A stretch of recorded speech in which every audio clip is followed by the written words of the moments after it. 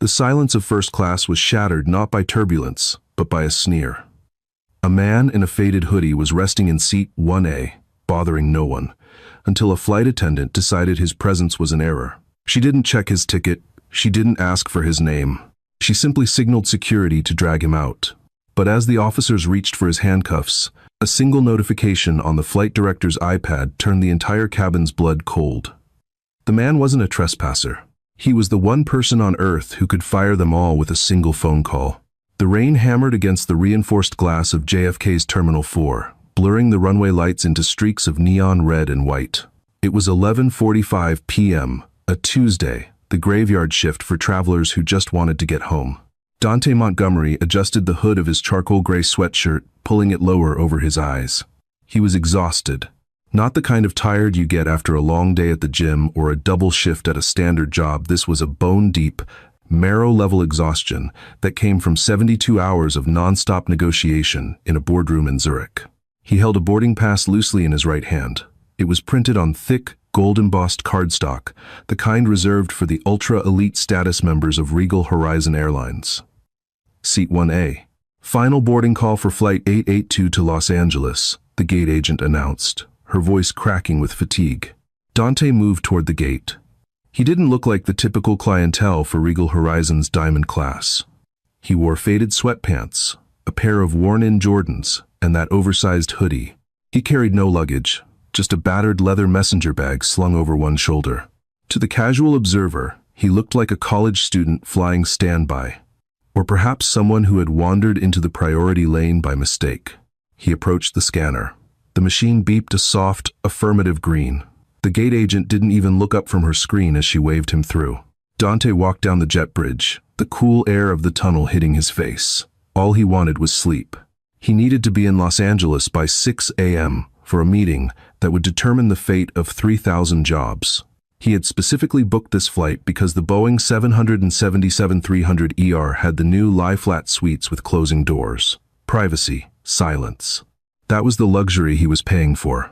He stepped onto the plane. The lighting in the first-class cabin was dim, a soothing purple hue designed to relax passengers.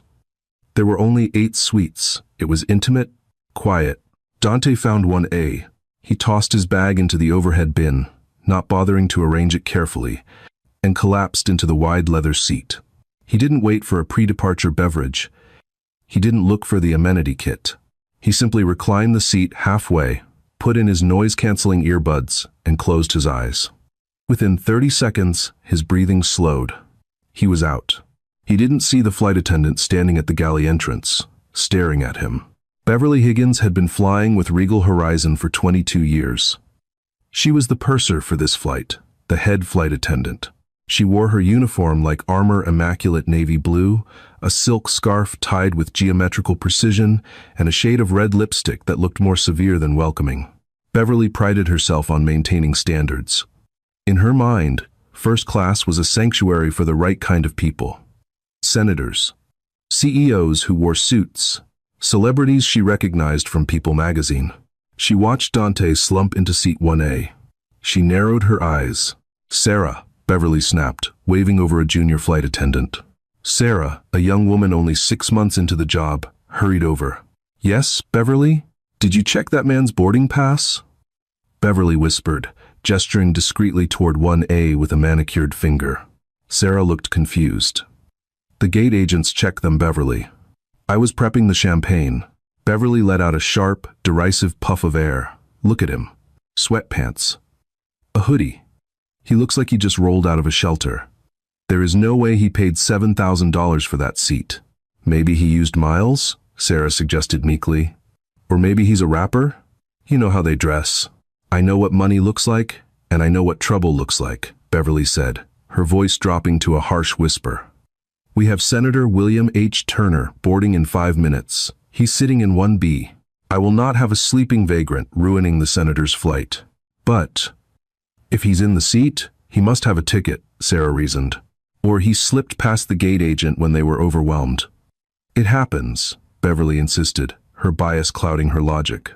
"I'm going to handle this before the senator boards. We are not departing with a security risk in the front row." Dante Montgomery shifted in his sleep, unaware that 10 feet away, a narrative was being constructed that would turn his quiet nap into a viral war zone. The cabin was filling up. A tech executive in a cashmere sweater took seat 2A. An elderly heiress settled into 2B. The atmosphere was hushed, the clinking of crystal flutes, the only sound. Beverly Higgins marched down the aisle. She didn't approach Dante with the crouch and whisper technique taught in hospitality training. She stood over him, looming like a thunderhead. She tapped him on the shoulder. Hard. Dante didn't move. The noise-canceling earbuds were doing their job. Beverly's jaw tightened. She tapped him again, this time digging her nails slightly into the fabric of his hoodie. "Sir," she said, loud enough that the tech executive in 2A looked up over his rimless glasses. Dante stirred. He pulled one earbud out, squinting against the cabin lights. He looked up, his eyes red-rimmed and confused. "Yeah?" His voice was gravelly with sleep. "I need to see your boarding pass," Beverly demanded. "No, please. No, good evening." Dante blinked, trying to process the request. I scanned it at the gate. I need to see it now," Beverly said, crossing her arms. "We have a discrepancy with the passenger manifest." This was a lie. She hadn't even looked at the manifest yet. Dante sighed, rubbing his face. "It's on my phone. My phone is somewhere." He patted his pockets. "Look, I'm really tired. Can you just check my name? Montgomery, 1A. "I don't have a Montgomery on my list," she lied smoothly. She wanted him flustered. She wanted him to admit he snuck in so she could kick him off. Dante frowned. "That's impossible. I booked this 3 hours ago." "Sir, you are holding up the flight," Beverly said, raising her voice. "If you cannot produce a physical ticket or a digital pass immediately, I am going to have to ask you to return to the economy cabin or deplane." "Economy?" Dante sat up straighter, the fog of sleep beginning to clear.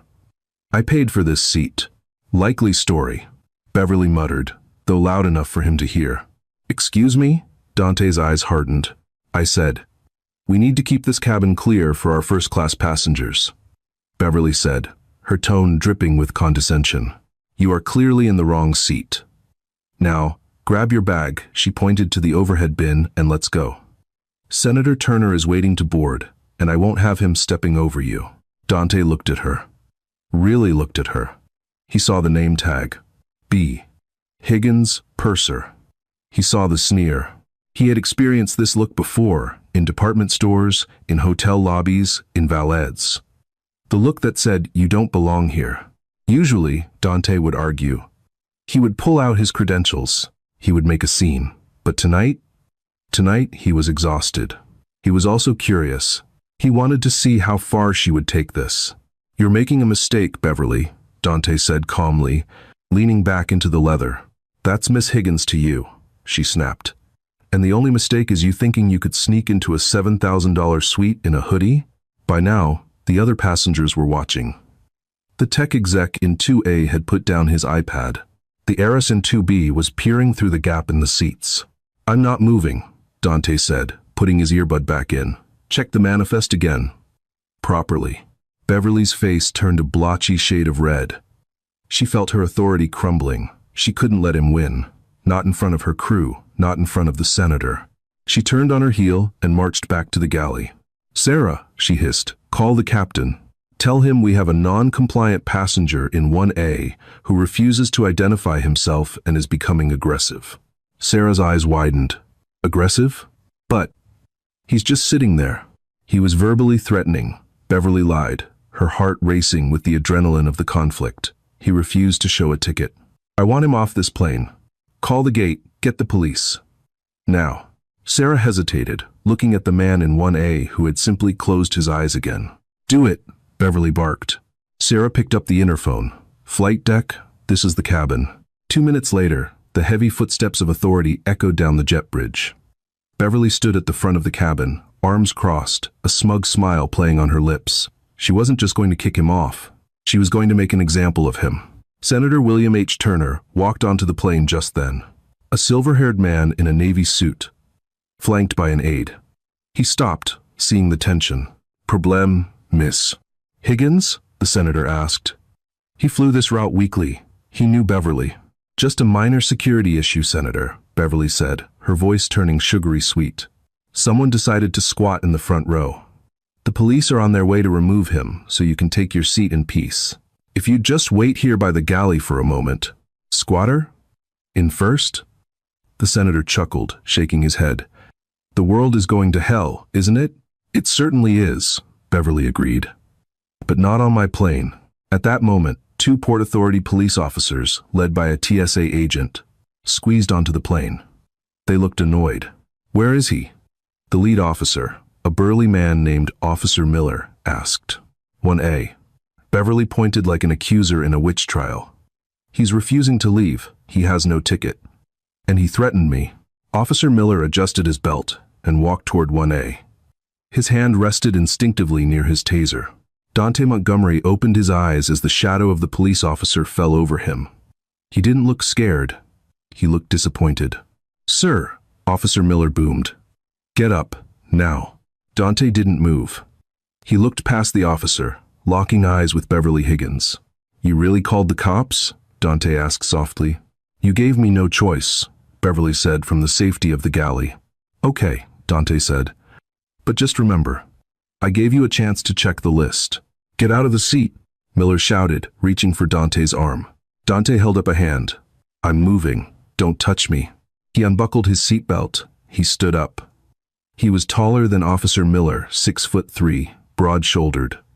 The hoodie couldn't hide the physical presence of the man. As Dante stepped into the aisle, passengers in economy were craning their necks to see. Several phones were already raised. Recording. Turn around, Miller ordered. Hands behind your back. Whoa, am I under arrest? Dante asked. Trespassing on an aircraft. Federal offense, Miller said. He spun Dante around and clicked the handcuffs onto his wrists. The sound of the metal clicking shut was loud in the silent cabin. Beverly Higgins watched with deep satisfaction. She had protected her cabin. She had maintained standards. But as they began to march Dante toward the exit, a man in a pilot's uniform came rushing up the stairs from the tarmac, pushing past the senator and the flight attendants. It wasn't the flight's captain. It was Captain Robert Anderson, the chief pilot for the entire airline's Northeast Division. He looked frantic. He was holding a tablet that was pinging with red notifications. Stop, Anderson yelled, his voice cracking. Nobody move. Officer Miller paused, holding Dante by the arm. We got him, Captain. Squatter. Let him go, Anderson breathed, his face pale. He looked at Beverly, his eyes wide with horror. Beverly, what have you done? I removed a trespasser, Beverly said, confused by the fear in her superior's eyes. Trespasser? Anderson looked at Dante, then down at his tablet, then back at Dante. He swallowed hard. That's not a trespasser, Anderson whispered. The silence in the cabin so thick you could choke on it. That's Mr. Montgomery. Beverly frowned. I know, he said his name was Montgomery. But he's not on the list.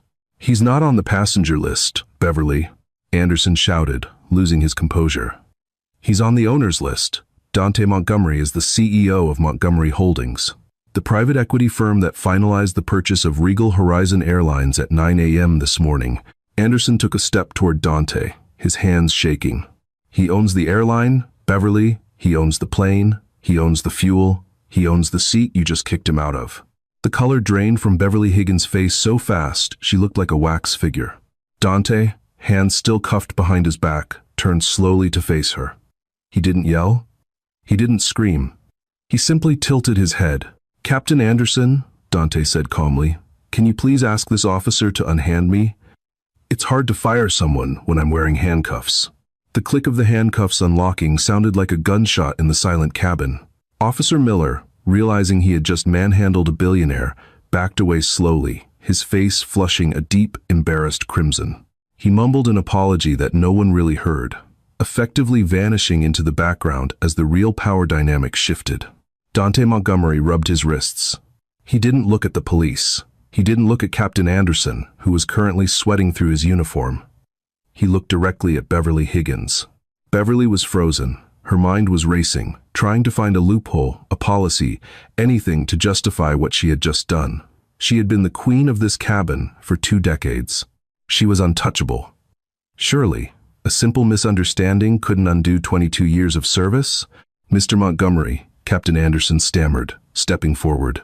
Sir, On behalf of Regal Horizon, I am profoundly sorry. There was a communication error. The system update regarding the acquisition hasn't propagated to the gate agents yet. This is a catastrophe.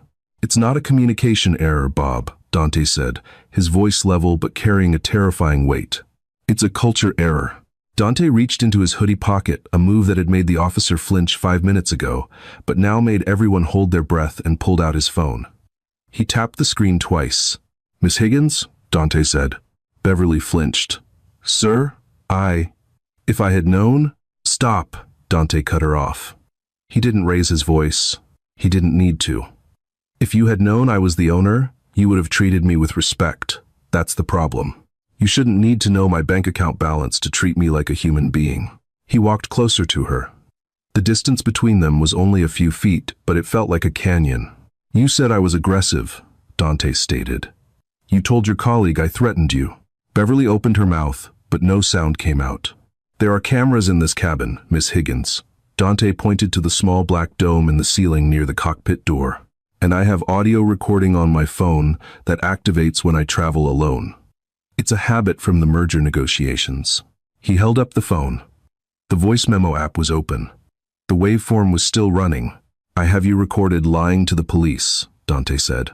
"I have you recorded profiling a passenger, and I have you recorded abusing your authority to humiliate a paying customer." Senator Turner, still standing by the galley, cleared his throat. "Mr. Montgomery, if I may, perhaps we can discuss this outside?"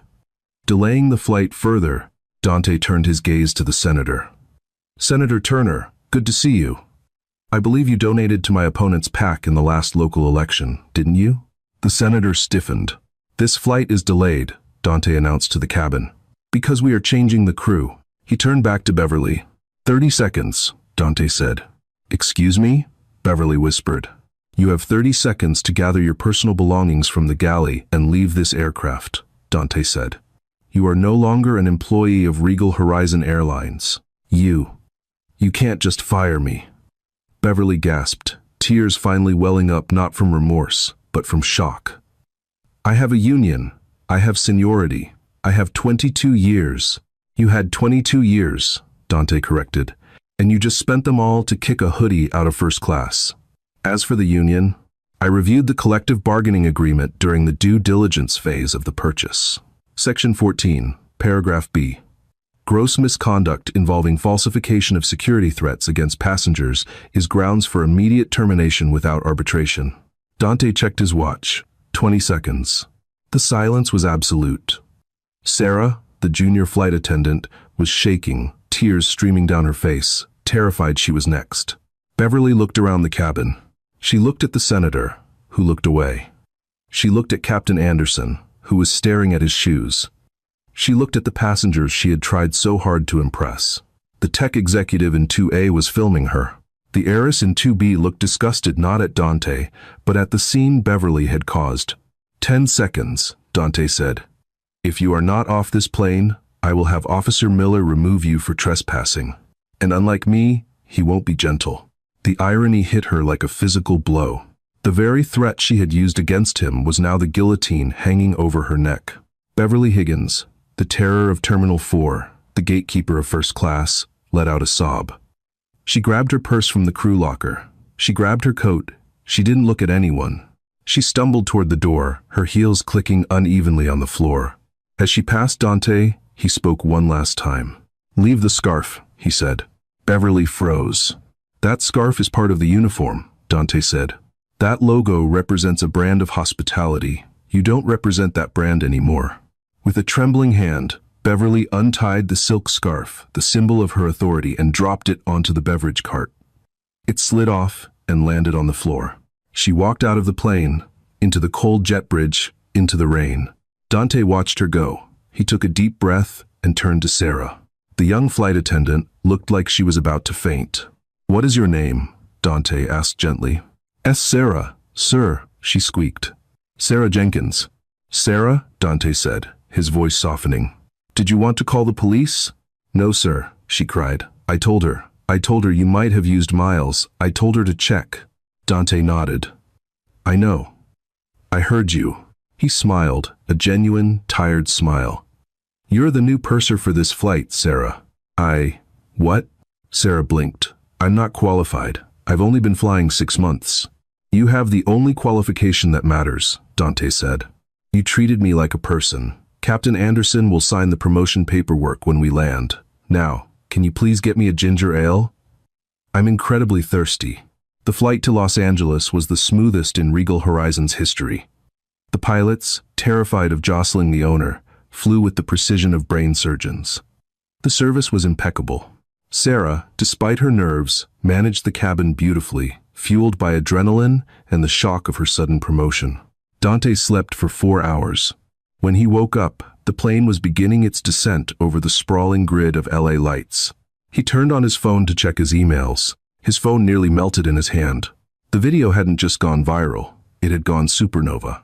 The tech executive in seat 2A, Jason Kincaid, a prominent Silicon Valley venture capitalist, had live-streamed the entire confrontation on a platform called Streamline. He had 2.4 million followers. The clip, titled "New Airline Owner Fires Karen in Real Time," had 14 million views. It had been up for 5 hours. Dante scrolled through the comments. The way he said, "Leave the scarf. Cold. Finally. I flew with that woman last year. She yelled at my kid for crying. Karma is real." Regal Horizons stock just went up 4% in after-hours trading. The market loves a CEO with a backbone. But there was another side to the story developing. The internet, in its infinite detective capacity, had identified Beverly Higgins within minutes. By the time Dante's plane touched down at LAX, Beverly's life was being dismantled frame by frame. Dante sighed. He didn't want a witch hunt. He just wanted accountability. As the plane taxied to the gate, Captain Anderson came on the PA system. "Ladies and gentlemen, welcome to Los Angeles. On behalf of Regal Horizon, and especially our new ownership, we thank you for flying with us. We apologize for the delay in New York, and we hope the rest of your journey is peaceful." Dante waited for everyone else to deplane. He didn't want the fanfare. As he walked past the cockpit, Captain Anderson was waiting. "Mr. Montgomery," Anderson said, saluting awkwardly. "Ground operations has a car waiting for you on the tarmac." "Thanks, Bob," Dante said. "And Bob?" "The crew did good. Make sure they get a bonus for the stress." "Yes, sir. Absolutely." Dante walked down the stairs to the waiting black SUV, but as he ducked into the car, his phone rang. It was an unknown number. Usually, he ignored these. But something told him to answer. "This is Dante. You ruined my life." The voice was shrill, hysterical, and drunk. It was Beverly. Dante signaled the driver to wait. "Miss Higgins." "The reporters are at my house," she screamed. "My neighbors are posting videos of my garden. My husband saw the video. He says I embarrassed the family. He's going to stay at his mother's." "You embarrassed yourself, Beverly," Dante said quietly. "I was doing my job," she wailed. "I was protecting the cabin." "You were protecting your ego," Dante corrected. "And now you're facing the consequences." "I'll sue you," she shrieked. "I'll sue you for wrongful termination. I'll sue for emotional distress." "You're welcome to try," Dante said. "But I have the recording, remember? And I have 12 witnesses. And I have the police report filed by Officer Miller, who, by the way, has already called my office to apologize and distance himself from your false report." There was silence on the other end, just heavy, ragged breathing. "Beverly," Dante said, his voice losing the edge of anger and settling into pity. "I'm going to give you some advice. Don't sue. You'll lose, and you'll bankrupt yourself in legal fees. Go offline. Delete your social media. Move to a different city if you have to. Learn from this. Learn that you can't judge a person's worth by the clothes they wear." "Go to hell," she spat, and the line went dead. Dante stared at the phone. He felt no triumph. It was just sad. He tossed the phone onto the leather seat next to him. "Where to, Mr. Montgomery?" the driver asked. "The downtown office," Dante said. "I have a meeting about saving 3,000 jobs." The car pulled away. Dante thought the drama was over. He thought he had dispensed justice and could move on to the business of running an airline. He was wrong. The video had caught the attention of more than just the public. It had caught the attention of Elias Thorne, the former CEO of Regal Horizon, the man Dante had just bought the company from.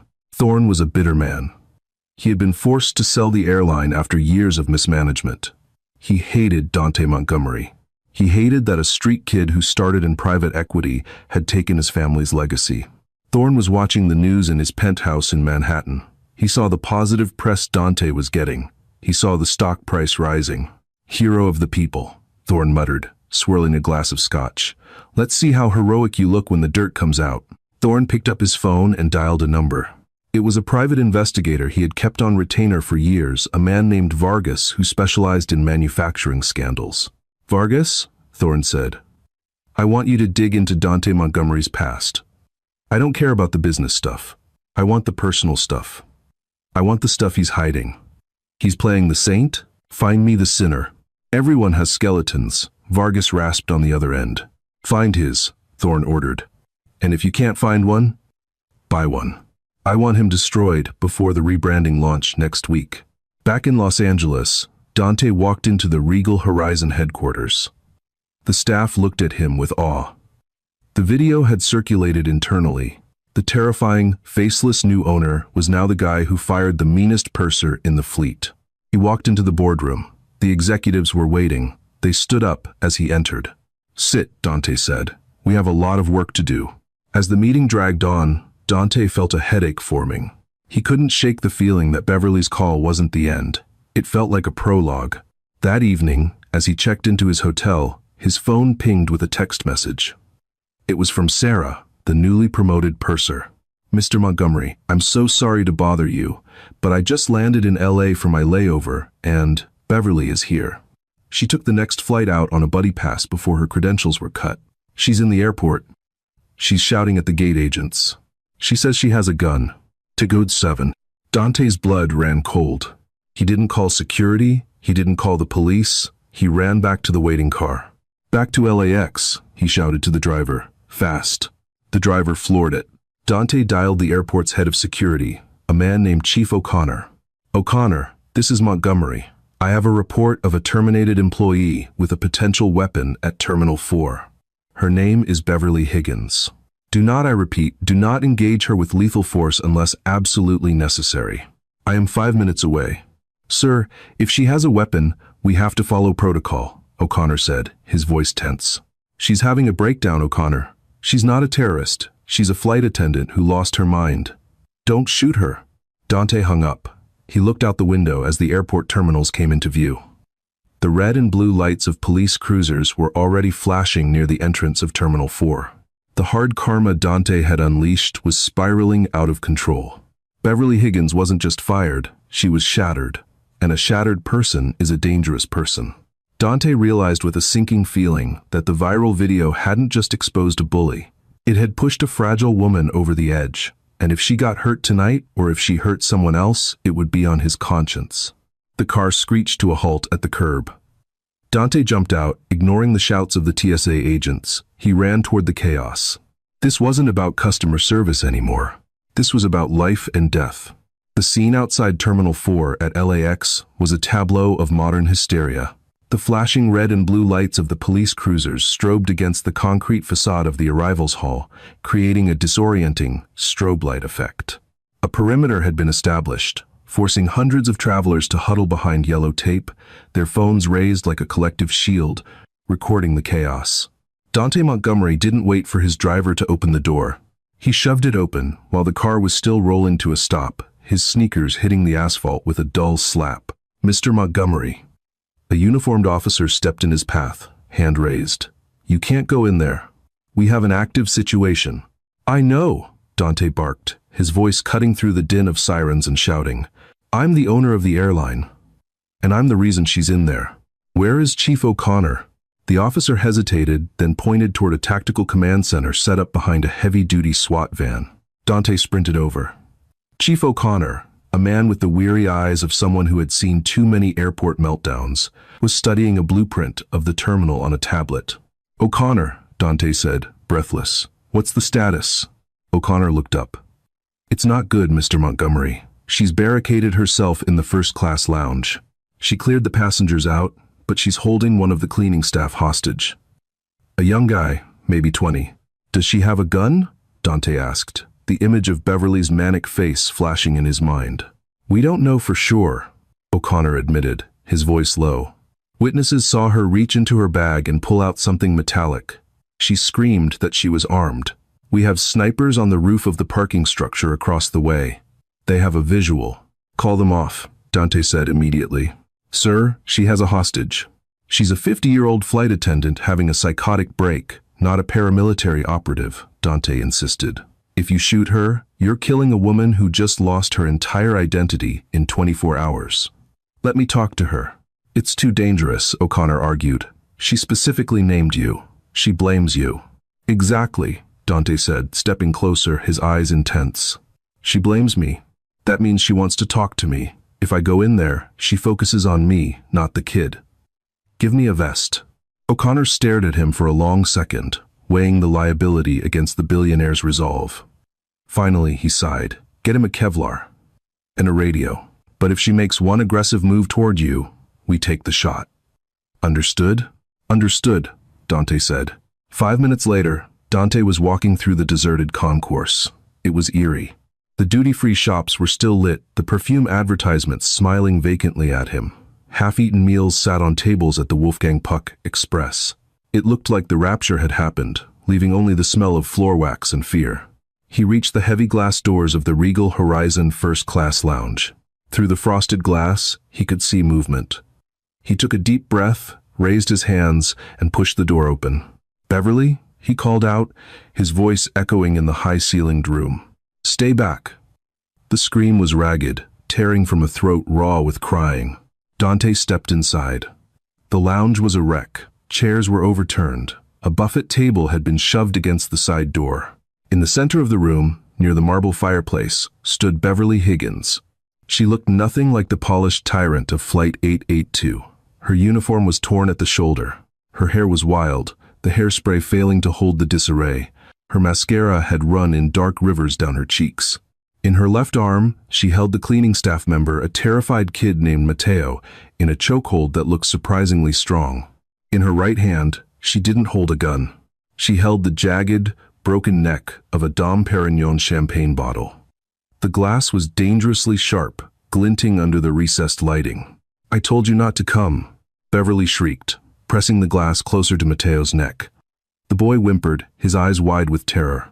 "I had to come, Beverly," Dante said, keeping his voice steady and low. He stopped 20 feet away. "I couldn't let you do this alone." "You did this," she spat. "You destroyed me. My husband filed for divorce an hour ago. He said he couldn't be married to a national joke. My kids. My daughter sent me a screenshot of a meme. A meme of my face." She was shaking violently. "I have nothing left. Nothing. You have your life," Dante said softly, "and you have Matteo's life in your hands. Don't take that from him. He's just doing his job. Like you were." "I was doing my job," Beverly wailed, the tragedy of her delusion fully on display. "I was keeping the cabin safe. That's what they taught us. Protect the brand. That's what the manual says." "I know," Dante said. "The manual was wrong. The culture was wrong. And I'm sorry that you became the symptom of that disease." He took a slow step forward. "Beverly, look at me. I'm the one you're angry with. Not Matteo. Let him go." "If I let him go, the snipers will kill me," she whispered, her eyes darting to the windows. "No, they won't," Dante promised. "I'm standing right here. If they shoot, they risk hitting me. I'm your shield, Beverly." He held out his empty hands. "Let the boy go. We can talk about the lawsuit. We can talk about the press. We can fix this." "You can't fix it," she sobbed. "The internet never forgets." "The internet moves on," Dante corrected. "In a week, they'll be obsessed with a cat video or a celebrity breakup. But if you hurt this boy, that lasts forever. That's a prison cell. That's the end." Beverly looked at the broken bottle in her hand. She looked at Matteo, who was trembling against her. For a moment, the silence stretched, heavy and suffocating. Then, the fight seemed to drain out of her. Her shoulders slumped. The hand holding the glass lowered. "I just wanted to be respected," she whispered. "I know," Dante said. She pushed Matteo away. "Run," she choked out. The boy didn't need to be told twice. He bolted toward the kitchen exit. As soon as he was clear, the lounge doors burst open. The SWAT team swarmed in, screaming commands. "Drop it, get on the ground, now." Beverly didn't drop the bottle. She raised it, not at the police, but toward her own wrist. "No." Dante lunged forward. He wasn't a soldier, he wasn't a cop, but he was fast. He tackled Beverly just as she began the motion. They hit the carpeted floor hard. The glass shards skittered away across the floor. Beverly screamed, a sound of pure anguish. As the officers piled onto her, they were rough adrenaline and fear driving their actions. They wrenched her arms behind her back. "Don't hurt her," Dante yelled, struggling to his feet, breathless. She surrendered. He watched as they zip-tied her wrists. He watched as they hauled her up. She looked at him one last time. There was no anger left in her eyes, just a void, a terrifying emptiness. She was led away, the cameras outside undoubtedly capturing her final humiliation. Dante stood alone in the wrecked lounge. He looked at the broken champagne bottle on the floor. He felt sick. He had won. He had saved the hostage. He had protected his airline. But as he walked out of the terminal, watching the ambulance load Beverly Higgins into the back, he realized that karma hadn't just hit her. It had nuked her. And being the one who pushed the button didn't feel like justice. It felt like a tragedy. 2 weeks had passed since the incident at LAX. The news cycle, true to Dante's prediction, had moved on. The airline Karen story had been replaced by a political scandal in Europe. But for Dante Montgomery, the dust hadn't settled. It had choked the engine. He sat in his new office on the top floor of the Regal Horizon headquarters in downtown Los Angeles. The view was spectacular, spanning the hills to the ocean. But the mood inside was grim. The incident with Beverly had exposed deep, rotting roots within the company culture. It wasn't just one bad apple. The whole orchard was poisoned. Dante had spent the last 14 days on a firing spree. He removed the VP of Human Resources, who had ignored complaints about Beverly for years. He fired the head of training, who taught profiling techniques disguised as situational awareness. He implemented a new mandatory mental health check-in for all flight crew. He was exhausted. His assistant, a sharp young woman named Elena, knocked on the door. "Mr. Montgomery, you have a visitor. He says he has an appointment, but I don't see it on the calendar." "Who is it?" Dante asked, rubbing his temples. "He says his name is Vargas." Dante frowned. The name meant nothing to him. "Send him in." A moment later, a man walked in. He wore a beige trench coat that looked like it belonged in a noir film, but his suit underneath was expensive Italian silk. He had a face that looked like it had been carved out of granite and then left out in the rain. "Mr. Montgomery," Vargas said, his voice rasping like sandpaper. "Nice office. Better than the one Elias Thorne had." He preferred mahogany. "You seem like a glass and steel man." Dante leaned back. "You know Elias?" "I work for him. Occasionally," Vargas said, taking a seat without being asked. "I'm a private investigator, specializing in corporate leverage." Dante's eyes narrowed. "If Thorne sent you to threaten me, you can tell him the acquisition is final. The ink is dry." "Oh, he knows that," Vargas said, pulling a manila envelope from his coat pocket. He tossed it onto Dante's desk. It landed with a heavy thud. "Elias is a very angry man," Vargas continued. "He feels you stole his family legacy for pennies on the dollar. He hired me to find something to break you, to embarrass you so badly that the board would force you to step down." Dante stared at the envelope. And I did my job," Vargas said. "I dug into your past. Dante Montgomery. Orphaned at 10, foster care system in Chicago. Scholarship to Wharton. Worked your way up from analyst to partner. It's a very clean story. Inspiring, even." "Get to the point," Dante said. "The point is," Vargas tapped the envelope, "there's a gap. 6 months in 2014, you vanished. No credit card usage. No phone records. No employment history." Dante felt a cold spike of adrenaline. He stayed silent. "Elias thinks you were in rehab," Vargas smirked. "Or maybe jail. He wanted me to fabricate proof of a drug addiction. He wanted to leak a story to TMZ that the new CEO of Regal Horizon is a recovering addict who might relapse at the controls." Dante's hand clenched into a fist under the desk. "Is that what's in the envelope? Fake medical records?" "No," Vargas said. His expression shifted. The smirk vanished, replaced by something colder, more serious. I don't like Elias Thorne, Vargas admitted. He pays well, but he treats people like tissues. Uses them and throws them away. Kind of like how your flight attendant treated you. I saw that video. I liked how you handled that. Vargas leaned forward. So, I decided to look a little deeper. Not into your gap years, Mr. Montgomery, but into the airline's books during that same period. Dante was confused. The books? We did due diligence. The financials were audited.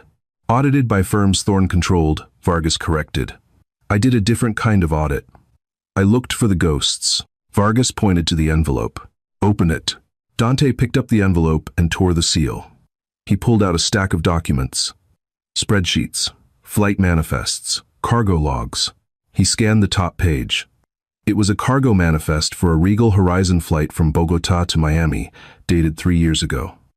The cargo was listed as perishable goods, said, cut flowers. Look at the weight discrepancy, Vargas said. Dante looked. The declared weight was 4,000 pounds. The fuel burn calculations for the aircraft suggested a payload of nearly 6,000 pounds. 2,000 pounds of unaccounted weight, Dante whispered. And it wasn't just one flight, Vargas said. It was 2 flights a month. For 5 years. Dante looked up, horror dawning on him. Smuggling. Regal Horizon wasn't just a failing airline, Mr. Montgomery, Vargas said quietly. It was a mule. Elias Thorne wasn't losing money because of bad management. He was washing money. He was moving. Let's call it unlicensed pharmaceuticals for a cartel operating out of Colombia. Dante felt the room spin. He had bought an airline. He thought he was saving jobs. Instead, he had just purchased a billion-dollar money laundering operation. If this gets out, Dante started. If this gets out, the FAA shuts you down, Vargas finished. The assets are seized. The 3,000 people you're trying to save, they're all unemployed. And you go to federal prison as the owner of record. Why are you telling me this? Dante asked. If Thorne hired you, why give this to me? Because Thorne isn't just trying to smear you, Vargas said grimly. He's setting you up to take the fall. The cartel is getting nervous. They want to close the loop. Thorne plans to tip off the DEA after he's sure the blame will stick to you. He paints you as the mastermind who bought the airline to expand the operation. Vargas stood up and buttoned his coat. I'm a distinctively immoral man, Mr. Montgomery. But I don't like being used as a pawn in a frame job. And I don't like seeing 3,000 innocent people lose their pensions because one rich guy got greedy. He nodded at the envelope. That's the original ledger. Thorne thinks I destroyed it. Use it. Wait. Dante stood up. Who else knows? Just you, me, and Thorne, Vargas said. And maybe one other person. Who? Beverly Higgins, Vargas said. Dante froze. Beverly? The flight attendant? Why do you think she was so obsessed with security? Why do you think she was so paranoid about the wrong people being on the plane? Vargas asked. She flew the Bogota route for 10 years. She saw things. She might not have known the full scale, but she knew something was wrong. Her psychotic break? It was fear. She thought you were one of them. Vargas walked to the door. You have a war coming, Mr. Montgomery. Thorne isn't just a bitter ex-CEO. He's a criminal with dangerous friends. Watch your back. The door clicked shut. Dante stood alone in the silence of his office. The city lights of Los Angeles twinkled below him, beautiful and indifferent. He looked at the manifest. He thought of Beverly Higgins, sitting in a psychiatric ward, her life destroyed not just by her own bias, but by the toxic paranoia instilled by a criminal enterprise. She was a villain in the viral video, yes. But in the real story, she was a victim of something much darker. Dante picked up his phone. He didn't call the police. He didn't call his lawyers. He called Sarah Jenkins, the young flight attendant he had promoted. Sarah, Dante said when she answered, I need you to do something for me, and it's not in your job description. Anything, Mr. Montgomery, she said. I need you to go to the hospital, Dante said. I need you to visit Beverly. Beverly? But why? Because I think she knows where the bodies are buried, Dante said, his voice cold and hard. And we're going to need a shovel. The drama of the first-class seat was over. The war for the soul of the airline and for Dante's life had just begun. The psychiatric wing of St. Jude's Hospital was quiet, a stark contrast to the chaos of the airport. Sarah Jenkins sat in a plastic chair, her hands folded in her lap. Across from her sat Beverly Higgins. Beverly looked older. The perfectly coiffed flight attendant was gone. In her place was a woman wearing a gray sweatshirt, ironically similar to the one Dante had worn, looking small and defeated. "He sent you, didn't he?" Beverly asked, her voice raspy. "He wants to help, Beverly," Sarah said gently, "but he needs to know about the night flights, the Bogota run." Beverly flinched. She looked at the door, paranoid. "If I talk, Thorne will kill me. He has eyes everywhere. That's why I was so crazy about security, Sarah. I wasn't just checking tickets. I was checking for hitmen." Sarah reached out and took Beverly's hand. "Dante isn't just a passenger. He owns the airline now, and he has the ledger. He just needs a witness to tie it to Thorne. If you help him, he promised to pay for your legal defense. He promised to keep you safe." Beverly looked down at their joined hands. A single tear traced a path through the lack of makeup. "I saw them loading the crates," she whispered. November 2019. "I went back to the plane to get my phone. They were loading boxes labeled avionics. But one dropped. It broke open. It wasn't machine parts. It was cash. Shrink-wrapped stacks of $100 bills. Millions of them." "Did Thorne see you?" Sarah asked. "He was there." Beverly nodded, shivering. "He looked me in the eye and said, 'Miss Higgins, loyalty is the most valuable currency. Disloyalty is a debt paid in blood.' I've been terrified every day since." Sarah squeezed her hand. "The debt is canceled, Bev. It's time to cash out." 48 hours later, the trap was set. Dante Montgomery sat in his office, the unredacted ledger sitting conspicuously on his desk. He had leaked a rumor through Vargas that he was planning to hand over incriminating files to the FAA at 9 p.m. At 8:45 p.m., the service elevator dinged. Elias Thorne didn't walk in alone. He walked in with two men who looked like they chewed concrete for breakfast. "Dante." Thorne smiled, though his eyes were dead. "I hear you're planning a little show and tell with the authorities. I think it would be better if you gave those papers to me." "You trespassed to get here, Elias," Dante said, not standing up. "That's a bad habit in this company." "I built this company," Thorne roared, his composure cracking. "I did what I had to do to keep it flying. Fuel costs, unions, regulations. I found a partner who paid in cash. The cartel kept us airborne." "You turned an airline into a laundromat," Dante said, his hand resting on the phone. "Give me the ledger," Thorne commanded, pulling a suppressed pistol from his jacket. "And maybe you leave here alive." "I don't think so," Dante said. He pressed the speakerphone button. "Did you get that, Agent Miller?" Thorne froze. From the two doors leading to the adjoining conference room, a dozen FBI agents in tactical gear burst in, weapons drawn. Leading them was Officer Miller, the same Port Authority cop who had arrested Dante on the plane. He had been liaising with the feds ever since Dante's call. "Drop the weapon," Miller screamed. Thorne looked around, realizing he was boxed in. The arrogance drained from his face, replaced by the pathetic realization that his immunity had expired. He dropped the gun. It hit the floor with a heavy thud. As they cuffed Thorne, he glared at Dante. "You're nothing. You're just a thug in a hoodie." Dante walked over, picked up the ledger, and looked Thorne in the eye. "And you're a passenger in 1A, Dante said. "But this time, you're going to a federal prison. Enjoy the middle seat." The rebrand was complete. Regal Horizon was now Montgomery Air. The culture had changed. The strict, elitist hierarchy was gone, replaced by a service model based on dignity. Dante stood at the gate of Flight 882 to Los Angeles. Sarah Jenkins was there, wearing the new uniform, modern, comfortable, and stylish. She was the head of in-flight experience now, teaching crews that empathy was more important than profiling.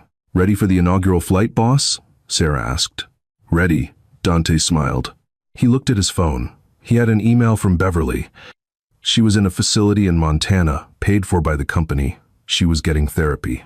She would never fly again, but she was alive. She was healing. She had testified against Thorne, ensuring he would never see the outside of a cell again. Dante put his phone away and walked onto the plane. He didn't turn left into first class. He walked past the suites. He walked past the premium economy.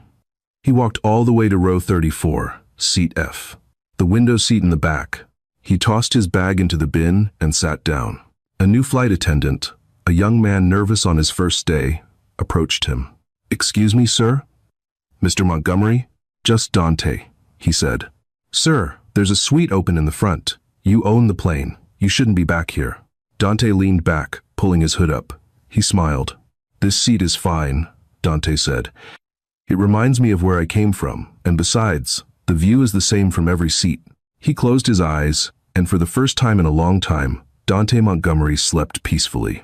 And that is the story of how one rushed judgment brought down a criminal empire. It's a powerful reminder that the person you mistreat today might be the one holding your fate tomorrow. Beverly Higgins thought she was protecting her world, but she ended up destroying it because she couldn't see past a hoodie. Dante showed us that true power isn't about status or first-class tickets. It's about character. If you enjoyed this story and want to see more real-life dramas where karma hits back hard, please smash that like button. It really helps the channel. Don't forget to subscribe and hit the notification bell so you never miss a story. And tell me in the comments, have you ever been judged by your appearance? I want to hear your story. Thanks for watching, and fly safe.